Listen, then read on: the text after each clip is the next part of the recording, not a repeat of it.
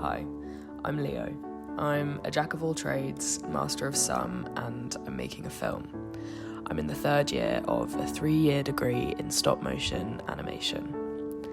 Have you ever thought about how flipping through the pages of somebody's sketchbook is sort of like peering through a gateway into their mind? Join these two friends on a journey of wonder, celebration of creativity as a way of living, and a sort of love letter to the existence of the artist. These 3 puppets are very simple in how they're made. I went for a minimal effort, maximum visual communication. They're supposed to be tree-like creatures. Trees are alive and breathing. They communicate with each other in underground webs. I wanted to bring this element into these puppets. They don't have to move much, but they do have to feel alive. Rustling, shimmering, breathing.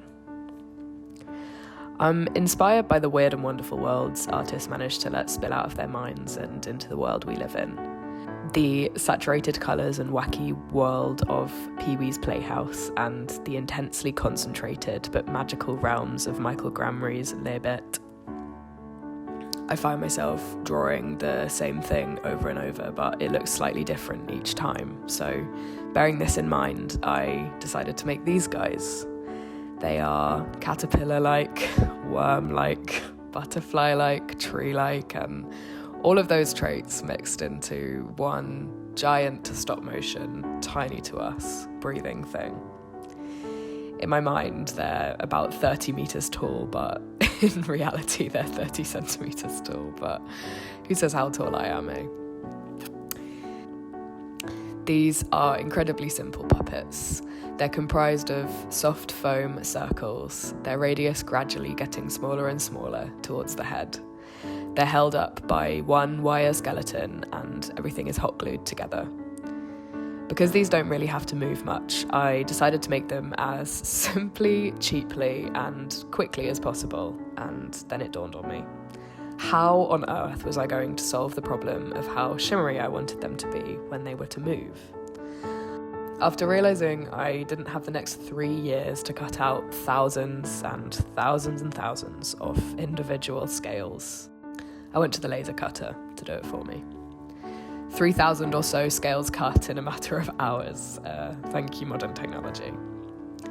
I began sticking them on. One puppet took me about a day and a half, and it was quite nice to just stick on a podcast and get my head down. I brought on my first assistant puppet maker onto the film, so thank you, Laura. It was interesting reflecting on the different fabrics and how they responded to being cut with a laser.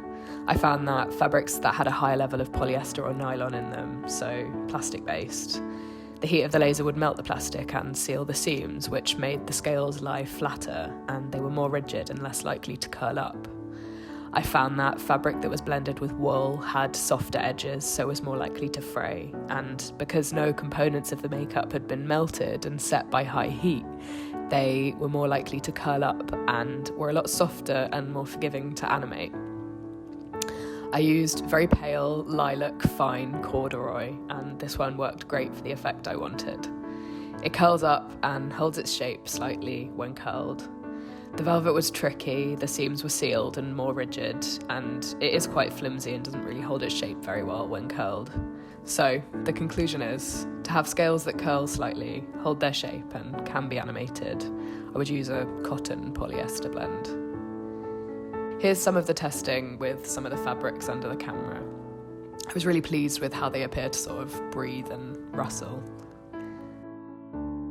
This film is a blend of live action, stop motion, and 2D magic. Stay tuned for updates on puppet building, set making, and little bits of behind the scenes. See you soon.